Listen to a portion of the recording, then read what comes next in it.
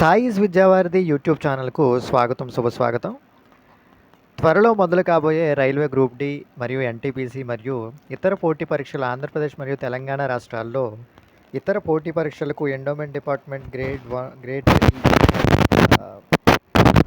పోస్టులకు సంబంధించిన ఇతర మిగిలిన పరీక్షలకు సంబంధించిన ఎగ్జామ్స్కి ప్రిపేర్ అవుతున్న అభ్యర్థులకైతే మనం ఈరోజు మీ పరీక్షల్లో ఖచ్చితంగా రావడానికి అవకాశం ఉన్న జనరల్ అవేర్నెస్ మరియు లేటెస్ట్ కరెంట్ అఫైర్స్ 2025కి సంబంధించిన మోస్ట్ ఇంపార్టెంట్ టాప్ 10 బిట్స్ గురించి అయితే ఈరోజు మనం ఇక్కడ తెలుసుకుందాము. ఇక general awareness latest current affairs 2025 top 10 బిట్స్లో భాగంగా మొదటి ప్రశ్న విషయానికి వచ్చినప్పుడు, భారత రాజ్యాంగంలోని ఈ క్రింది ఏ అంశం యుఎస్ఎస్ఆర్ నుండి గ్రహించబడినది? భారత రాజ్యాంగంలోని క్రింది ఏ అంశం యుఎస్ఎస్ఆర్ అంటే తెలిసిందే మీకు, రష్యా నుంచి గ్రహించబడింది. ఆప్షన్ ఏ ప్రాథమిక విధులు, ఆప్షన్ బి క్యాబినెట్ మరియు మంత్రిమండలి, ఆప్షన్ సి ఆదేశిక సూత్రాలు, ఆప్షన్ డి లిఖిత రాజ్యాంగం. భారత రాజ్యాంగంలోని ఈ క్రింది ఏ అంశం యుఎస్ఎస్ఆర్ నుండి గ్రహించబడింది? ఆప్షన్ ఏ ప్రాథమిక విధులు, ఆప్షన్ బి క్యాబినెట్ మరియు మంత్రిమండలి, ఆప్షన్ సి ఆదేశిక సూత్రాలు, ఆప్షన్ డి లిఖిత రాజ్యాంగం. సరైన జవాబు విషయానికి వస్తే ఆప్షన్ ఏ ప్రాథమిక విధులు.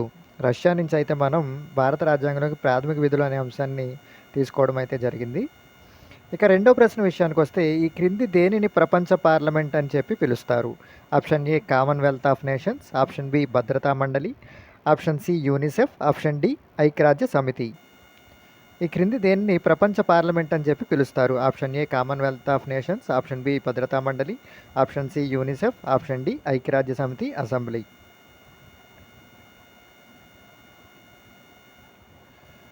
సరైన సమాధానం విషయానికి వస్తే మనం దీనికి ఆప్షన్ డి ఐక్యరాజ్య సమితి అసెంబ్లీని కరెక్ట్ ఆన్సర్గా అయితే మనం చెప్పవచ్చు. ఇక మూడో ప్రశ్న విషయానికి వచ్చినప్పుడు, ప్రపంచంలో అతి పొడవైన రైల్వే ప్లాట్ఫామ్ ఇక్కడ కలదు? Option A grand central terminal New York, option B Gorakhpur junction railway station Uttar Pradesh, option C Chennai Tamil Nadu, option D Hubballi Karnataka.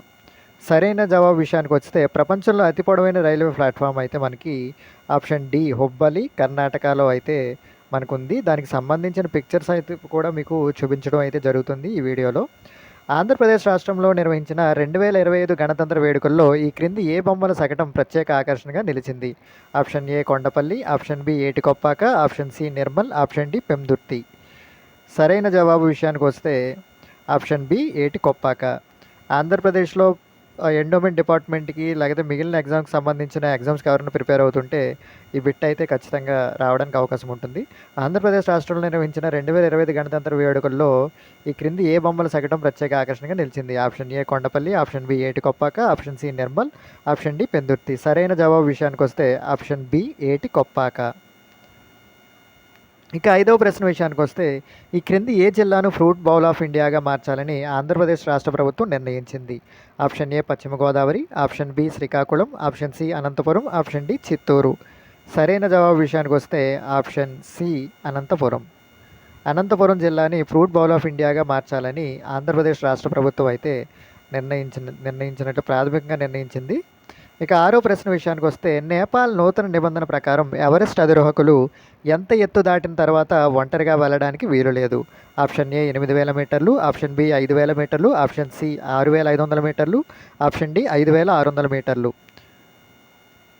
Nepal అయితే నూతన నిబంధనల్ని విధించడం జరిగింది. ఎవరెస్ట్ని ఎన్ని మీటర్లు ఎత్తు దాటిన తర్వాత సింగిల్గా ఒంటరిగా వెళ్ళడానికి వీలు లేదని చెప్పింది అనేది ఇక్కడ ప్రశ్న.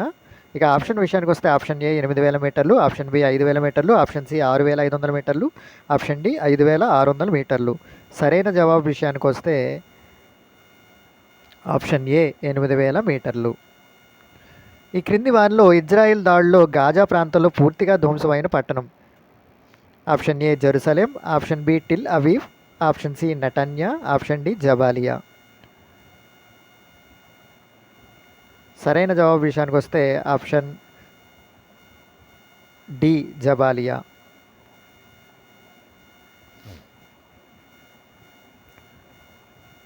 ఈ క్రింది వారిలో ఇజ్రాయెల్ దాడుల్లో గాజా ప్రాంతంలో పూర్తిగా ధ్వంసమైన పట్టణం అయితే option D Jabalia.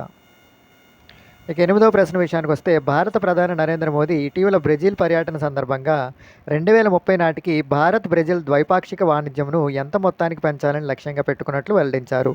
Option A $10 billion, option B $20 billion, option C $30 billion, option D $40 billion. సరైన జవాబు విషయానికి వస్తే ఆప్షన్ బి $20 బిలియన్. ప్రస్తుతం ఇది $12.2 బిలియన్ అయితే ఉంది. బ్రెజిల్ పర్యటన సందర్భంగా బ్రెజిల్ ప్రస్తుత అధ్యక్షుడు Luiz Inacio Lula da Silva భారత ప్రధాని నరేంద్ర మోదీ గారికి బ్రెజిల్ దేశపు అత్యున్నత పురస్కారం Grand Collar of the Nation Order of the Southern క్రాస్ను ప్రదానం అయితే చేయడం జరిగింది. ఇది ఇక్కడ మోస్ట్ ఇంపార్టెంట్ బిట్ కాబట్టి మనకి జవాబు వివరణలో మీకు అయితే కరెంట్ అఫైర్స్లో భాగంగా జవాబు వివరణలో వివరించడం జరుగుతుంది. ఈ బిట్ని కూడా మీరు రావడానికి ఆస్కారం ఉంది కాబట్టి ఈ విషయాన్ని కూడా మీరు ఎక్కడైనా సరే మీ నోట్స్ తీసుకుని నోట్ చేసుకోవచ్చు.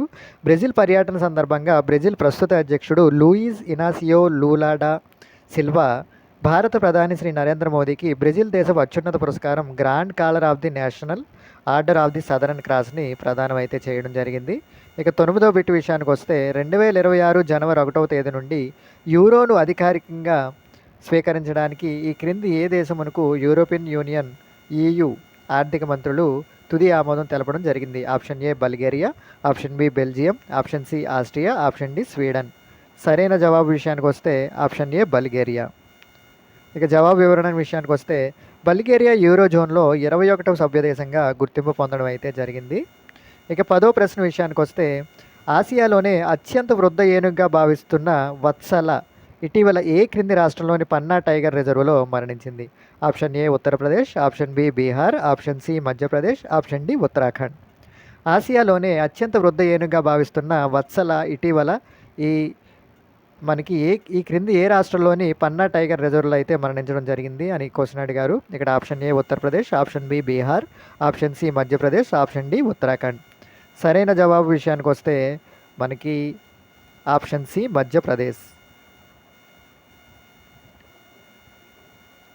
వత్సల అనే పేరుతో ఉన్న ఈ ఏనుగు వయసు 100 ఏళ్లకు పైనే ఉంటుందని ఇక్కడ పన్నాకి సంబంధించిన ఎవరైతే వీళ్ళు ఉన్నారో పన్నా టైగర్ రిజర్వ్లకు సంబంధించిన అధికారులు అయితే మనకి ఇక్కడ వివరించడం జరుగుతుంది. సుమారు 100 సంవత్సరాలు ఉన్న ఈ ఏనుగు పేరు వత్సల. మధ్యప్రదేశ్ రాష్ట్రంలో ఉన్న పన్నా టైగర్ రిజర్వ్లో అయితే ఈ వత్సల అనేది మరణించడం అయితే జరిగింది. ఇలాంటి మోస్ట్ ఇంపార్టెంట్ గుడ్స్ గురించి పోటీ పరీక్షలో రావడానికి వీలున్న ఇలాంటి మరిన్ని జనరల్ అవేర్నెస్ మరియు latest current affairs top 10 bits గురించి మీరు ప్రతిరోజు వీడియో రూపంలో అందుకోవాలి అని అనుకుంటే వెంటనే దయచేసి మన సాయిస్ విద్యావారిధి యూట్యూబ్ ఛానల్ని సబ్స్క్రైబ్ చేసుకుని మీ పరిధిలో ఉన్న మిత్రులందరికీ కూడా షేర్ చేయగలరు.